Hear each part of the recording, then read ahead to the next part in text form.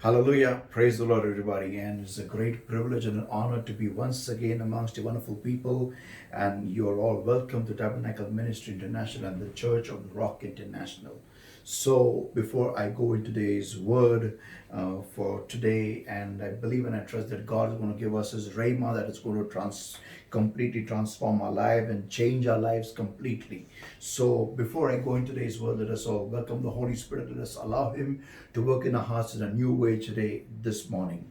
Thank you, Lord my God. I give you the praise. I give you the worship. I give you the glory. I give you the honor, Lord my God, for thou art a faithful God. And Lord, there is none like thee. Blessed Holy Spirit of God. This moment we come for your throne of grace and mercy, and you pray, Lord, thou art welcome, Lord my God. Thou art welcome in this place. Come, mighty comforter. Come, mighty counselor. Thou art welcome. And blessed Lord my God, you take charge right now, Lord. I come against every yoke of darkness, every bondage of the enemy, every demonic bondage, demonic illness, demonic possession, every sickness, every infirmity, every disease, oh Lord, that's holding upon a people, upon their spirit, upon their soul, upon their body, upon their minds, oh Lord my God, upon their hearts, oh Lord my God, upon understanding comes with the Father, the Holy Ghost, in the name of the Lord Jesus Christ of Nazareth. And I said to people, Lord my God, free, get out, God, in Jesus' mighty name. Holy Spirit of God, thou art welcome, Lord my God. Thou art welcome in this place. Come, mighty comforter. Come, mighty counselor. Thou art welcome in our houses right now, wherever your people are listening to this word, Lord, my God. Thou art welcome in those locations, Lord. Thou art welcome, Lord. You take charge right now and lead us, is my prayer unto thee, Lord. And blessed Lord, my God, this moment of Father, not I, but you speak, revealing truth and changing lives. Your word, O Lord, my God, come to us alive and speak to our hearts in a new way, is my prayer unto thee, Lord. Thanks submitted once again, Lord. Thanks a million. Thank you for this time that you've given to us. You take charge, Lord. In Jesus' name I pray and I ask. Amen. Amen. Amen. Hallelujah. So before I go in today's word, let us read the base was आइए हम इस मुख्य वचन को पढ़े जो आज के विषय का मुख्य वचन है। और आज से मैं एक नई श्रृंखला को शुरू कर रहा हूँ और आइए हम इस वचन को अध्याय को पढ़ेंगे। यशायाह इसका 54 Isaiah 54 and verses 1 to verse 3। यशायाह इसका 54 अध्याय और वचन 1 से 3, Isaiah 54 and verses 1 to verse 3. Sing, O barren, thou that didst not bear, break forth into singing and cry aloud, thou that didst not travail with child, for more are the children of the desolate than the children of the married wife, saith the Lord. Enlarge the place of thy tent, and let them stretch forth the curtains of thine habitations. Spare not, lengthen thy cords, and strengthen thy stakes. For thou shalt break forth on the right hand and on the left, and thy seed shall inherit the Gentiles, and make the desolate cities to be inhabited. Amen. Let us all pray. Bless the Lord my God. Today we come to you the way we are. But beloved Lord my God, even as we are in this time duration of lockdown, Lord, we pray, Lord my God, enable us, O Lord, to open up our minds, O Lord, and to see what your Rhema is leading us and guiding us for the near future. For we do not know the future, Lord. We only know that we trust in you, that you will lead your people, whosoever shall look unto you and give their ears to hear your voice. And Lord my God, give their hands in your hands to be led by you. Holy Spirit of God, you take charge. Not I, but you speak, revealing truth and changing lives. In Jesus' name, we pray and we ask. Amen, amen, amen. Hallelujah. मैं आज से एक नए अध्याय को, एक नए विषय को शुरू कर रहा हूं। मेरे विषय का नाम है, इंग्लिश में बता रहा हूं पहले, वेटिंग फॉर एन अपॉर्चुनिटी, एक मौके के लिए रुका रहना। फिर से एक बार आप एक दूसरे को कह सकते हैं जोर से, एक मौके के लिए रुका रहना, वेटिंग फॉर एन अपॉर्चुनिटी। और ये विषय में विशेष करके पवित्र आत्मा की अगुवाई के बाद में मैं विषय ले रहा हूं इस आज के जो माहौल चल रहा है, जो लॉकडाउन का पीरियड चल रहा है। और रिसेंटली मैंने मेरा एक विषय खत्म किया और वो था जो डर गया समझो मर गया। उसमें आखिर के कुछ विभागों में मैंने कहा कि किस तरीके से हमें बदलना है, हमें एक नए लाइफस्टाइल को अडॉप्ट करना है, हमें कैसे एक नए जीने के तौर तरीके हमें सीखना है। और उतना ही नहीं, लेकिन हमारे रोजी रोटी कमाने के जो हमारे तरीके हैं उनको भी बदलना है, उनके बारे में हमें दुआ में लेके जाना है पवित्र आत्मा के सामने। और पवित्र आत्मा हमें कुछ नए नए तौर तरीके देगा। और ये ध्यान में रखते हुए मैं दुआ में जब बैठा था और दुआ कर रहा था कि आने वाले दिनों के लिए कौन से विषय को लूँ, ताकि जो कलीसिया है वो ठीक तरीके से खुद को तैयार करे, खुद को इक्विप करके आगे जाए। तो पवित्र आत्मा ने मुझसे बात करते हुए ये मुझे नया अध्याय, नया विषय दिया है, और वो है वेटिंग फॉर एन अपॉर्चुनिटी, एक नए मौके के लिए रुके रहना। मराठीमध्ये सांगू शकता एकमेकाला एका नवीन संधीसाठी थांबून राहणं किंवा एका संधीची वाट पाहणं। आमेन, आमेन। और इस विषय को समझने के लिए आइए हम यूहन्ना इसका दूसरा अध्याय और वचन 1 से 9 हम उसमें देखने वाले हैं। यूहन्ना इसका दूसरा अध्याय वचन 1 से 9। मैं वो पढ़ने वाला नहीं हूँ, हमें जानते हैं इसमें क्या लिखा हुआ है। प्रभु यीशु मसीह एक काना नामक एक गांव में एक शादी होती है, और वहाँ पर गालिल में वो गांव है, और वहाँ पर यीशु मसीह उस शादी के लिए आता है। वहाँ पर जब आता है तो बाइबल में लिखा हुआ है कि यीशु की माँ भी वहाँ पर थी। और ये यीशु मसीह का पहला चमत्कार है कि जब यीशु मसीह ने पानी का दाखरस बनाया था। और जब हम इस अध्याय को पढ़ते हैं, बाइबल ये कहता है कि यीशु मसीह की माँ यीशु मसीह के पास आके कहती है कि उनके पास दाखरस नहीं है। और जब यीशु मसीह को मालूम पड़ जाता है तो बाइबल ये कहता है कि वो अपनी माँ से कहता है कि तेरा मेरा क्या रिश्ता है। और उसके बाद में वो उसकी माँ उसको वहाँ पर के जो सेवक है उनको आज्ञा देते हुए कहती है कि वो जो कहेगा उस हिसाब से करो। या फिर मैं वो भाग को पढ़ता हूँ, और वचन 5 में लिखा है, His mother said unto the servants, whatsoever he said unto you, do it. मैं इसे एक बार कह रहा हूँ, whatsoever he said unto you, do it. जो कुछ भी वो कहेगा उस तरीके से, उस हिसाब से करो। आमेन, आमेन, आमेन। एक फिर से एक बार अपने एक बाजू वाले को हम बोल सकते हैं क्या? जो कुछ भी वो कहेगा उस हिसाब से करो। बोलो, जो कुछ भी वो कहेगा उस हिसाब से करो। आमेन। तो बाइबल ये कहता है कि यीशु मसीह कहता है कि वहां पर 6 पानी के कुंड थे, और उस 6 पानी के कुंडों में बाइबल ये कहता है कि वचन 6 से मैं आगे पढ़ता हूं, and there were set there 6 water pots of stone after the manner of purifying of the Jews, containing 2 or 3 trinkets apiece.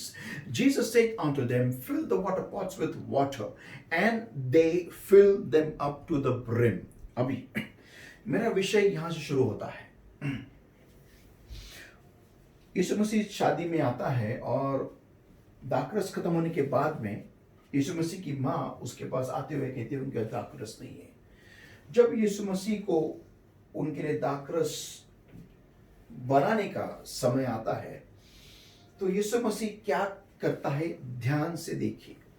Bible ये कहता है कि वहां पर 6 पत्थर के कुंड थे, या फिर गमले थे, हम कुंड कह सकते हैं, और उनमें पानी रखा जाना चाहिए था, ताकि यहूदी लोग जो वहां पर आए शादी में वो खुद को साफ कर सके। लेकिन उसमें पानी नहीं था। एक बात ध्यान में देखिए, एक बात ध्यान करने की जरूरत है, गौर करने की जरूरत, इस बात के ऊपर गौर करने की जरूरत है कि उस 6 पानी के कुंडों में पानी नहीं था। वो पानी के लिए रखे गए थे, लेकिन उसमें पानी नहीं था। तब यीशु मसीह ने कहा, fill the water pots with water, उन पानी के गमलों को पानी से भरो। जिसमें पानी होने की जरूरत है उसमें पानी भरो।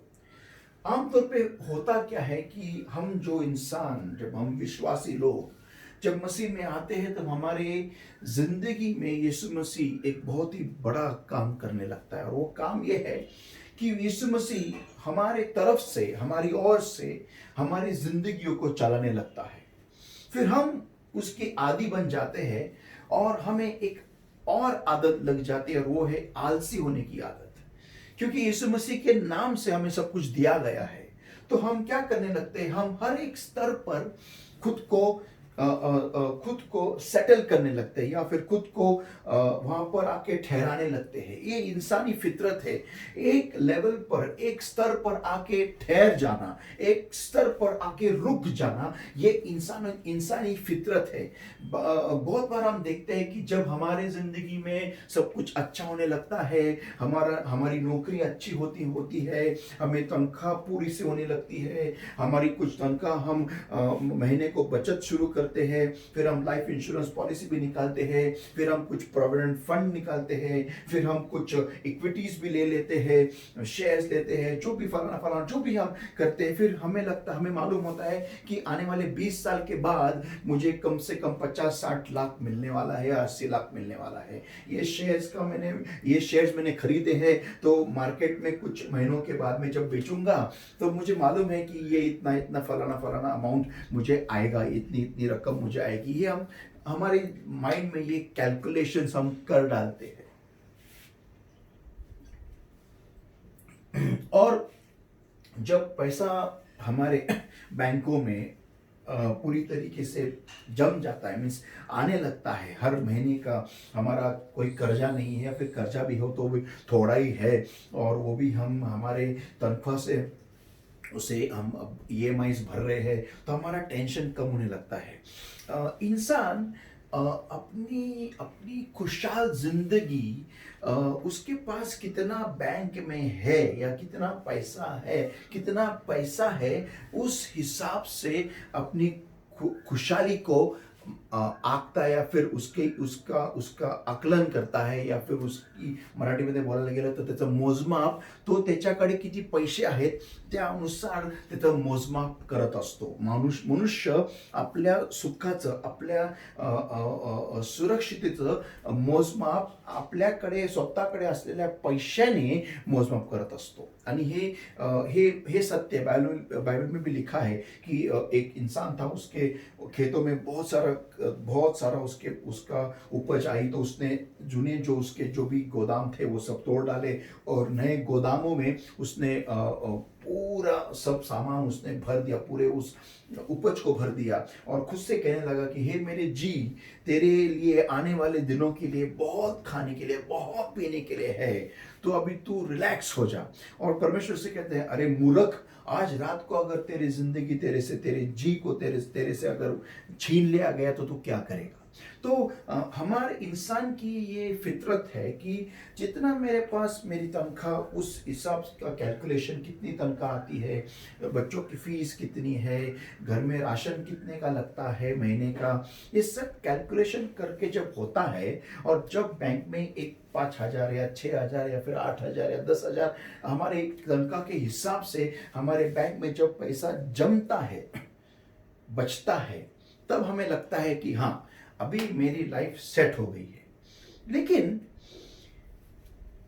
फिर हम उस स्तर पर रिलैक्स हो जाते हैं, हम खुद को वहां पर ठहरा देते हैं, ये समझते हुए कि यही मेरी जिंदगी है, यही मेरी जिंदगी की बुलावट है, यही मेरा लेवल है, खत्म हो गया, रुक जाती है जिंदगी। लेकिन किसने पूछा उस व्यक्ति से जिसने आपको जिंदगी दी, जिसने आपको इस दुनिया में लाया, क्या किसने उस परमेश्वर से पूछा कि हे परमेश्वर, तेरी योजना क्या है मेरे लिए? तू मेरे यही स्तर था तेरी इच्छा मेरे लिए? क्या इधर ही मैं ठहरूं, इसी पे मैं रुक जाऊं, ये तेरी योजना है क्या? ये स्तर तेरी योजना है क्या? ये स्तर जो मैं जिस स्तर पे आया हूं, जिस लेवल पे मैं आके रुका हूं, क्या यही तेरी योजना है क्या मेरे लिए? एक ऐसा उसके लिए उदाहरण दे सकता है कि एक लड़का है, एक बच्चा है जो 10वीं में जाता है, और उसको लगता है अभी 10वीं के बाद में मुझे अभी पढ़ाई लिखाई करने की कोई जरूरत नहीं है, क्योंकि इधर ही मेरा डन है, पास 10th किया बोले तो डन कर दिया। और एक दिन वो अपने बाप से कहता है कि डैडी मैं बहुत खुश हूँ। डैडी बोलते हैं क्यों बेटा, क्या प्रॉब्लम है, क्या कितना खुश क्यों है तू? डैडी क्योंकि अभी ना 10th स्टैंडर्ड है ना, ये मेरा लाइफ का पास, मेरा अल्टीमेट गोल है, 10th के बाद मैं खत्म, मैं पढ़ाई लिखाई सब बंद करूंगा और रिलैक्स करूंगा, क्योंकि अभी 10th के बाद मुझे पढ़ाई लिखाई करनी ही नहीं है। तो बाप क्या बोलेगा? आप खुद को उस बाप के जगह पे डाल के देखो, आप उस बच्चे से क्या बोलोगे? तो उसी तरीके से परमेश्वर को उतने जितने बार हम उन स्तरों पर रिलैक्स होने लगते हैं जहां पर परमेश्वर की योजना नहीं, परमेश्वर हमें सिर्फ वहां से ले जा रहा है, हमें वहां से सिर्फ हमें घुमा रहा है, या फिर हम वो हमारे सफर में आ रहे हैं, अगर हम उन स्तरों को हमारा फाइनल डेस्टिनेशन करके अगर ले, तो परमेश्वर को क्या फील हो रहा है या होता होगा, वो आप सोचिए कि जब आपका बच्चा आपको अगर कहे कि 10वीं मेरा फाइनल डेस्टिनेशन है। तो संतो, ऐसा नहीं होता है। परमेश्वर की योजना हमारे लिए बड़ी होती है। कोई भी परिस्थिति, कोई भी सिचुएशन जो दुनिया में होती है, वो हमारे स्पीड को शायद कम कर दे, हमारे डायरेक्शन को शायद यहां से वहां ढकेल दे, लेकिन हमारे लिए जो परमेश्वर की योजना है वो बदलती नहीं है। कोई आमेन बोलेगा क्या? आमेन। ओके, तो बात को हमें ये समझना जरूरी है कि ऐसे हालातों में हमें करना क्या है। क्या मौके के लिए रुके रहे? क्या मौका मेरे पास कब आए उसके लिए रुके रहे, कि कब मेरे लिए दरवाजे खुले, कब मेरे लिए मौका मेरे सामने आके खड़ा हो जाए, और कब मैं मौके को मेरी जिंदगी में अपना लूं और उस मौके के हिसाब से करूं, ऐसा मैं रुकूं।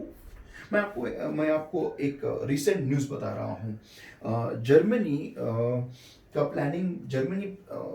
प्लानिंग कर रहा है कि फुटबॉल लीग्स है, जर्मन लीग्स है, वो शुरू कर दिए जाए, ताकि लोग जो घर में बैठे हुए हैं उनका मनोरंजन भी अच्छा हो।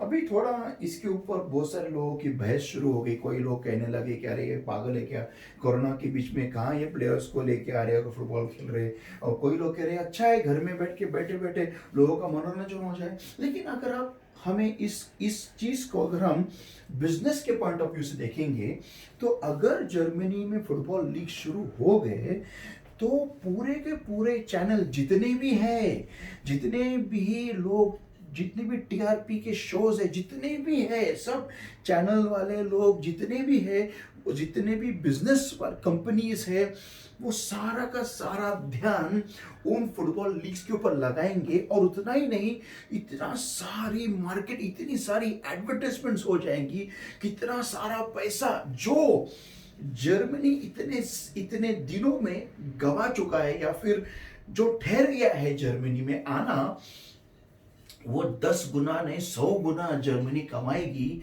वो गेम्स को अलाउ करके। यही बात हमारा देश भी कर सकता है। आईपीएल आते आते रुक गए, लेकिन क्यों? मैं पॉलिटिक्स में जाना नहीं चाहता। मैं जानता हूं हमारा देश क्या क्या कर सकता है, लेकिन सही लोग होना वहां पर जरूरी है, जो कि मेंटेन कर सके कि गेम्स को भी और कोरोना का भी कंट्रोल कर सके। चलो वो बात अलग बात है, लेकिन मैं क्या बता रहा हूं, opportunity, waiting for an opportunity. क्या रुके रहे? मौके के लिए रुके रहे? क्या मौका बनाए? आप सोचिए, आपको क्या लगता है जर्मनी ये कर रही है, सही है कर रही है क्या गलत कर रही है? सोचिए।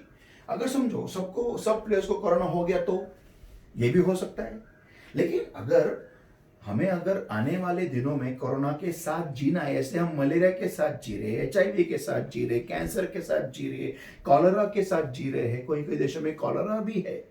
हमें जिस बीमारी की आज हम नाम भी नहीं जानते, हमारी जो आज की पीढ़ी है, नई पीढ़ी, वो कॉलरा नामक बीमारी को जानते भी नहीं।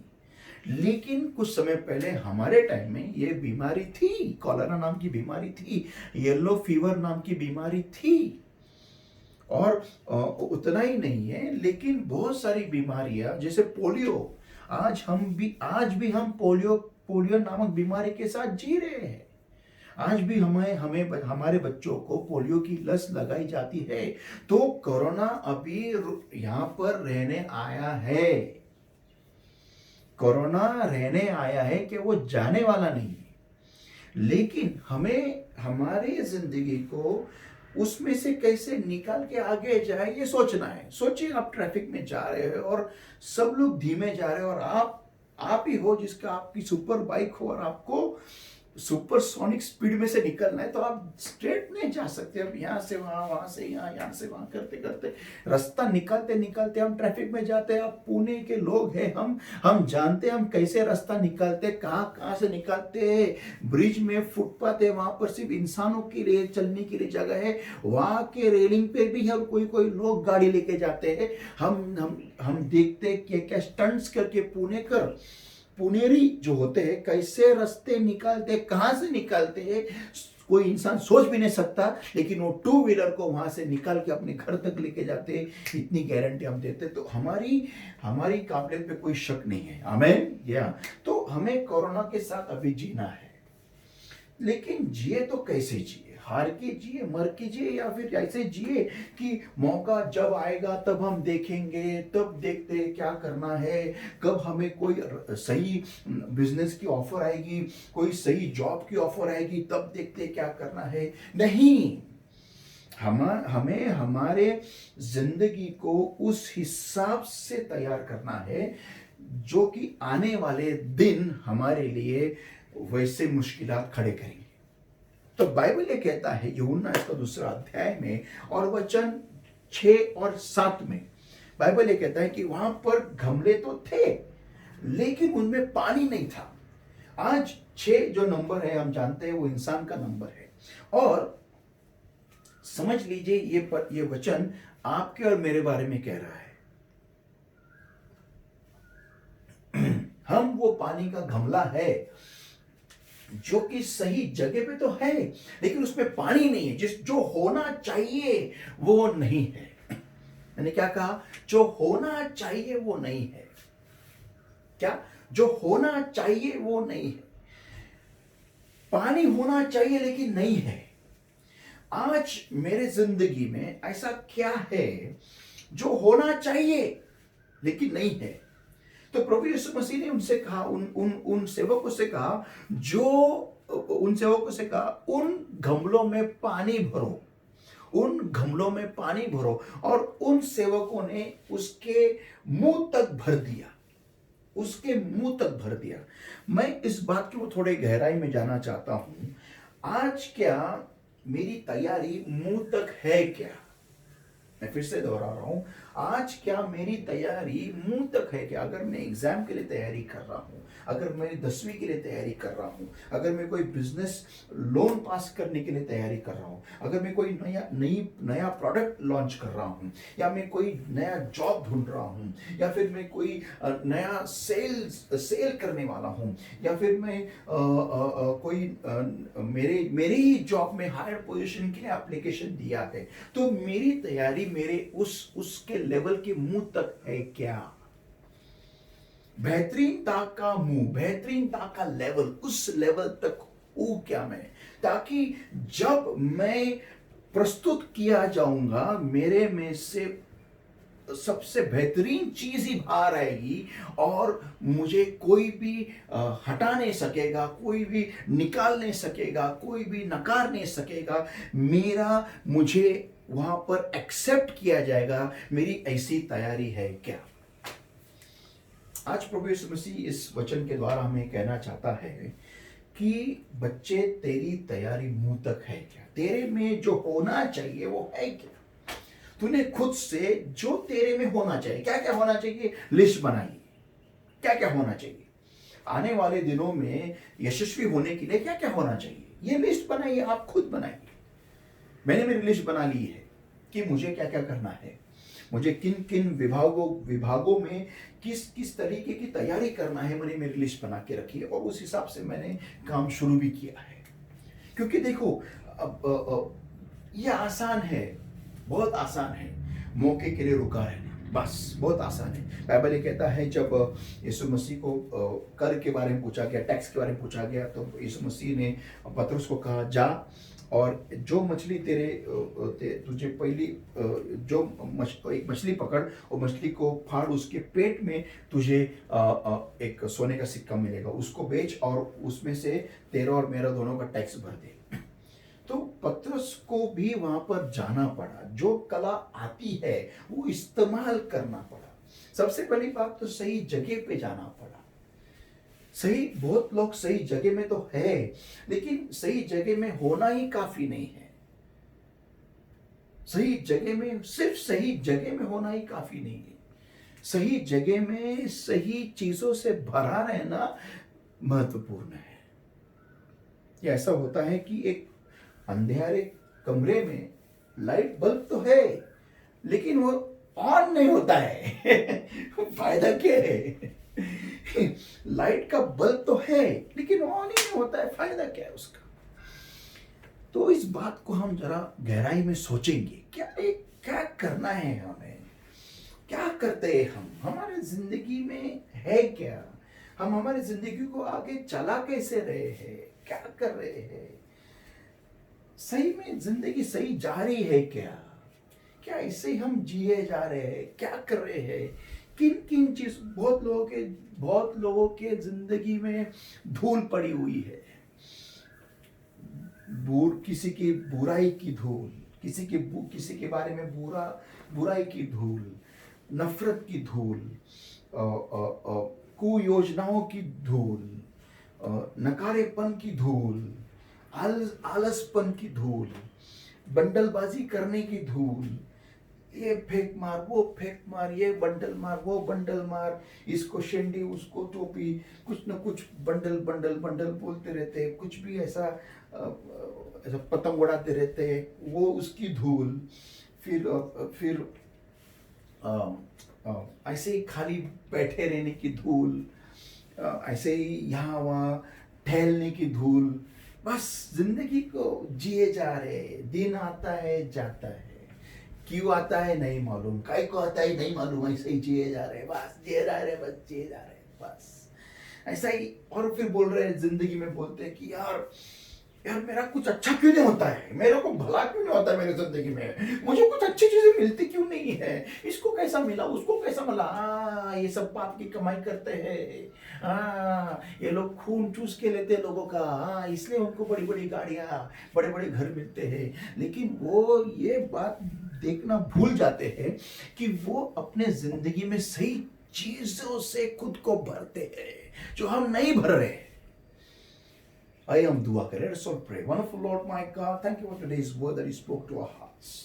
Blessed Lord, my God, I hand over every listener of the word, Lord, that has heard today's word into mine holy hands. And I pray, Lord, in Jesus' mighty name right now, that blessed Lord, my God, open up the hearts and the understanding of your people, Lord. Help your people to understand, recognize that what they need to do, where you have placed them, where you have located them, Lord.